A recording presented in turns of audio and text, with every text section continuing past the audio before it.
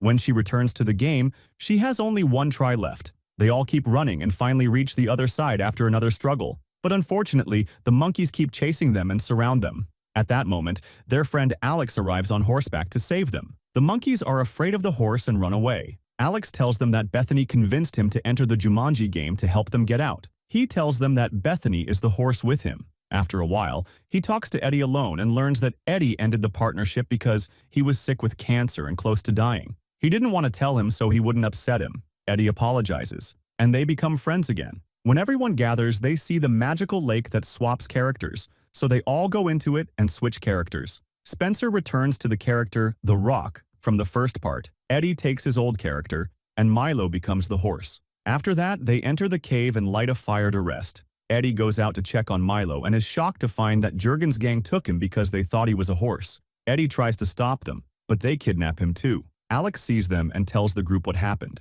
They learn that the gang took Eddie to Jurgen's headquarters, while Milo is in the barn. Spencer suggests they split into teams to rescue them and reminds everyone that each of them has only one try left, so they must cooperate so no one dies. Alex, Bethany, and Fridge go to the headquarters gate and try to enter with the gang members. When Fridge and Bethany get in, the guards stop them and ask who they are. They lie and say they are the Kababik brothers, who are supposed to make the deal with Jurgen. The guards believe them and let them in. Meanwhile, Martha and Spencer are trying to climb the icy mountain to reach Eddie and the Falcon Jewel. At the same time, Alex reaches the barn where Milo is and accidentally steps on a trap, losing 2 of his lives, but in the end, he reaches Milo and saves him. At the same time, Spencer and Martha reach Eddie and rescue him. Eddie tells them he saw the box containing the Falcon Jewel, so they go there and try to open it, but are surprised to find the jewel is not inside. Meanwhile, Fridge and Bethany talk to Jurgen, pretending to be the Kababik brothers. He starts asking them about their sister, whom he's supposed to marry.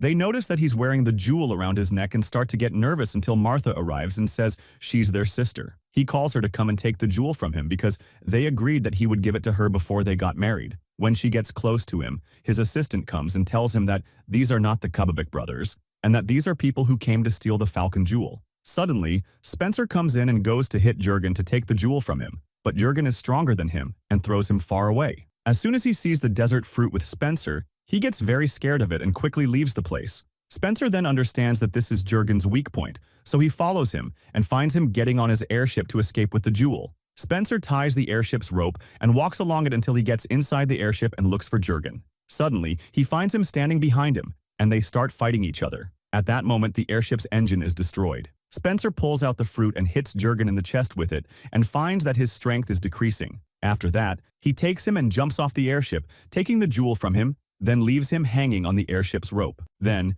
his grandfather Eddie rides the horse Milo and is surprised to find that it has wings and flies with him. He goes to take the jewel from Spencer and holds it up to the sun, and they all say the word Jumanji. With that, they have all won the game. Nigel, the game's guide, comes and congratulates them and takes the jewel from them. But Milo decides to stay in the game world, because if he returns to the real world, he will die from cancer. They say goodbye to their friend Eddie, and they all exit the game and go sit in a restaurant. They all agree that they will never play the Jumanji game again, and the movie ends. I hope you enjoyed it as much as I did. If you did, make sure to subscribe for more awesome content. Thanks for watching, and I'll catch you in the next one.